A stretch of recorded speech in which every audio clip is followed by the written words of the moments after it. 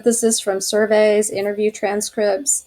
So you can definitely upload to any AI tool an interview transcript, and it will give you those insights so much quicker than you know, actually going through manually and doing all the highlighting. Now, I do caution, of course, that it's not always right. I mean, AI can hallucinate, so you might have, you know, you might do a spot check, like give me some quotes from this interview, and then you might go back to the interview and find that quote doesn't exist in the interview. So it's definitely good to do some spot checks, but it's a wonderful way to just synthesize, or if you have a survey, like a survey pre-workshop that you have the results, you want to upload it very quickly and just get some insights as you're preparing for that workshop. It's a great tool for that.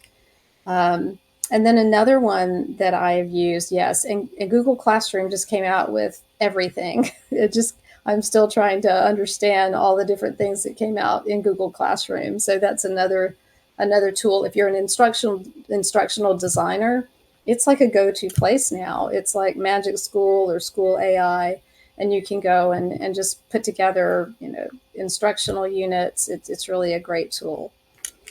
And then Napkin AI, I don't know if anyone has seen this one. This one actually has a free access. You can get it free. And let me sign back in. And I've just played around with this a little bit, but you can see this is something that I just put a description of a workshop, right? I put a description and it creates these amazing graphics. And so all that you have to do really is click on the spark or the little icon, and it does its diffusion looking thing, and then it will give you some different choices. And this has saved me. And so you can see I've got just immediately just some different options here. You can customize it. You can look at different styles. And once you choose the different styles, then of course you can scroll through. You have lots more. I don't know if anyone has used this before.